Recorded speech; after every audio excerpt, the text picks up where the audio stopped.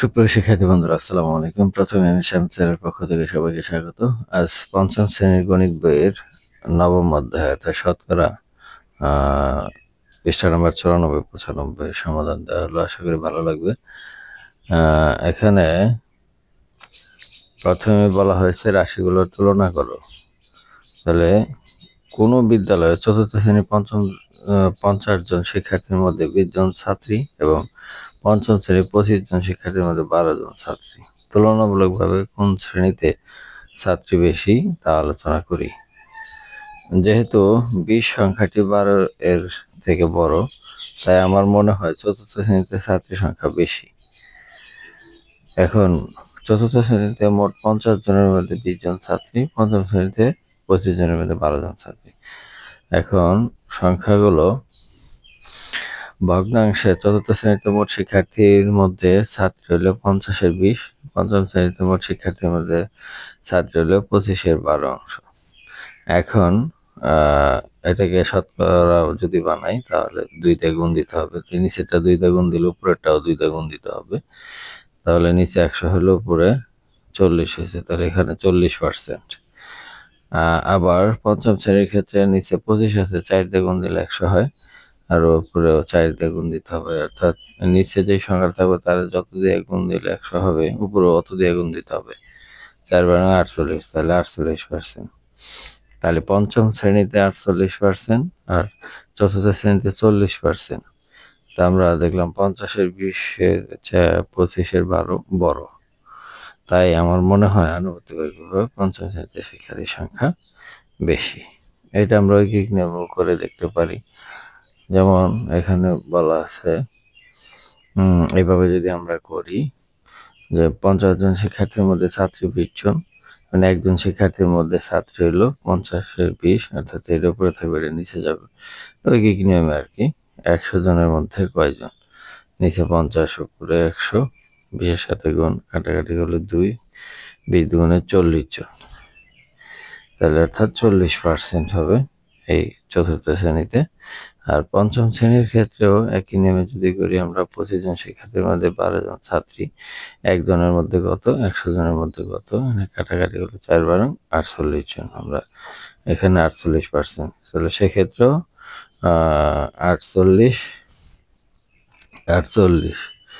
Less than 48। তাহলে পঞ্চম শ্রেণীতে শিক্ষার্থীর সংখ্যা, ছাত্রীর সংখ্যা আনুপাতিক হারে বেশি আছে।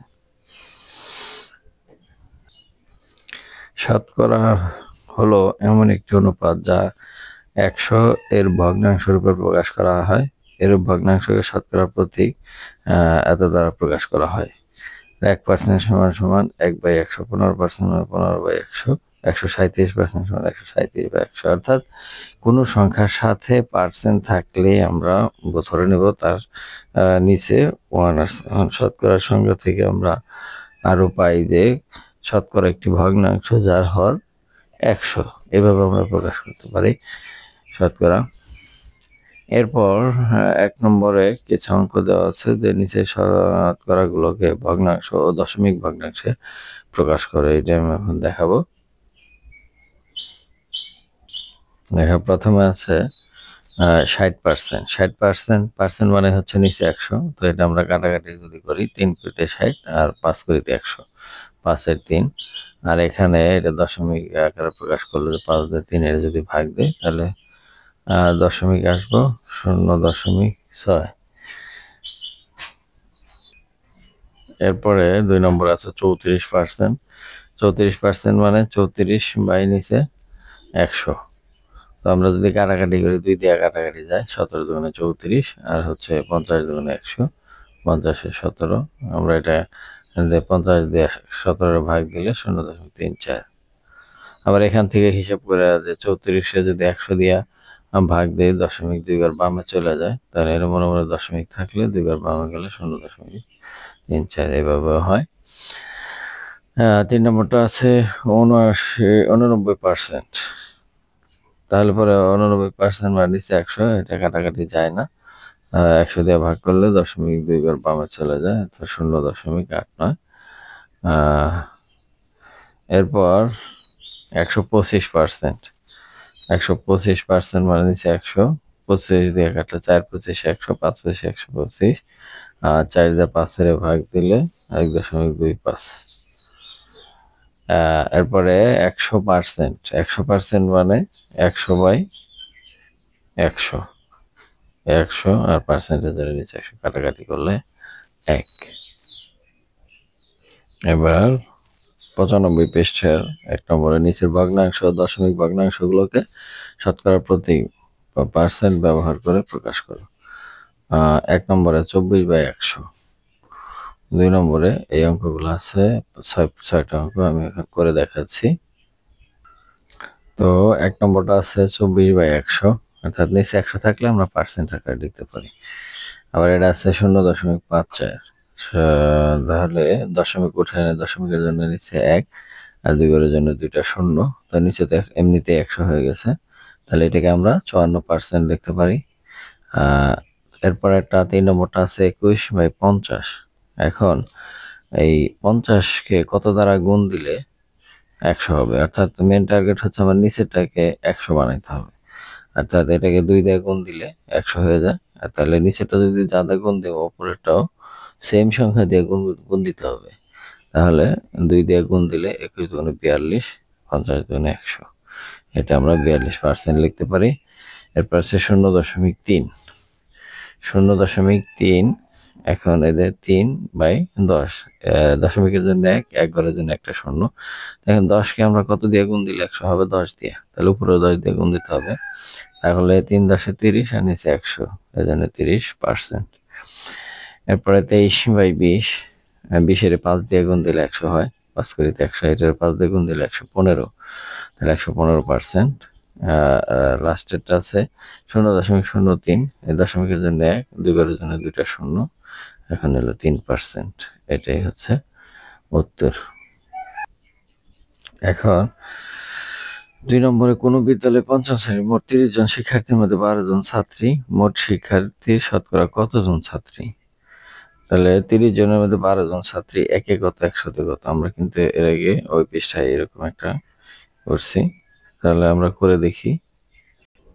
আমরা অঙ্কটা এইভাবে করতে পারি যে 30 জন শিক্ষার্থীর মধ্যে ছাত্রী 12 জন, 1 জনের মধ্যে কত কম আর 100 জনের মধ্যে আবার বেশি, তো 0 কাটলাম, 3 দিয়ে 12 ভাগ করলে 4, 4 10 40 জন, অর্থাৎ 40% ছাত্রী। এখানে ওই আগের নিয়মে 30-এর মধ্যে 12 জন ছাত্রী, তাহলে আমরা এটা কাটাকাটি করলে 5-এর 2, এখন এটা শতকরা বানাইতে হবে, 20 দ্বারা গুণ দিলে 100 হয়, এটাকে যদি আমরা 20 দ্বারা গুণ দিই তাহলে এটাকে 20 দ্বারা গুণ দিতে হবে, 20 দুগুণে 40, এটা 40, এই যে পার্সেন্ট, 40%। আবার কোন বিদ্যালয়ে 5ম শ্রেণীর মোট 50 জন শিক্ষার্থীর মধ্যে 42% ছাত্রী আছে, মোট কতজন ছাত্রী, এখানে মোট সংখ্যা বের করতে হবে, তাহলে এটা এভাবে করা যায়। তাহলে এখানে 42% হলো 100-এর 42, এখন আমাদের টোটাল শিক্ষার্থীর সংখ্যা 50 জন, তাহলে 50-এর 100-এর 42, তো আমরা এটা যদি কাটাকাটি করি এটা, তাহলে 2টা আবার এটা কাটলে 21 জন, তাহলে 7 ছাত্রী হলো 21 জন। এবার খালি ঘর পূরণ করো, 25 লিটার 50 লিটারের %, তো এটা আমরা 50-এর 25 সমান, এটা শতকরা বানাইতে হলে 50 গুণ 2, 25 গুণ 2, তাহলে কত 50 আর নিচে হলো 100, তাহলে 50%। এবার 2 নম্বরে 120 কিলোগ্রামের 20% হলো কত কিলোগ্রাম, তাহলে পরে 120, এখানে 120 গুণ হচ্ছে 100 উপরে 20, তাহলে এটা যদি কাটাকাটি করি 5 করিতে 100, 6 করিতে 120, 5 দিয়ে কাটাকাটি 424 কিলোগ্রাম। এরপর 16 জন লোক হলো 1.5 জন লোকের 32%, তাহলে এখানে এটা হবে 16/32/100, তাহলে আমরা যদি এটা কাটাকাটি করি তাহলে 16 গুণ 100 ভাগ 32, এটা 2 দিয়ে কাটলে 50, তাহলে 50 জন লোকের 32%। তাহলে এখানে 50%, এখানে 24 কিলোগ্রাম, আর এখানে হচ্ছে 50 জন। এরপরে লাস্টের অঙ্কটা আছে, সখীপুর গ্রামে মোট জনসংখ্যা 1280 জন, তাদের মধ্যে 40% শিক্ষিত লোকের সংখ্যা কত? তাহলে 100 জনের মধ্যে শিক্ষিত 40 জন, 100 জনের মধ্যে শিক্ষিত 40 জন, সুতরাং একজনের মধ্যে শিক্ষিত কয়জন? 40/100 জন, সুতরাং ওই যে 1280 জন লোকের মধ্যে 40 গুণ 1280 ভাগ হচ্ছে 100। আর আমরা এই শূন্য যদি কাটি, এই শূন্য কাটা, এখন এটাকে গুণ দিলে কত হয়? 4 8 32, 4 2 8, আর 3 11, 5 4 5, 512 জন। তাহলে শিক্ষিত লোকের সংখ্যা 512 জন। তো শিক্ষার্থী বন্ধুরা, আজ এই পর্যন্ত, দেখা হবে পরবর্তীতে নতুন কোনো ভিডিও নিয়ে। সে পর্যন্ত সবাই সুস্থ থাকবে। ধন্যবাদ সবাইকে।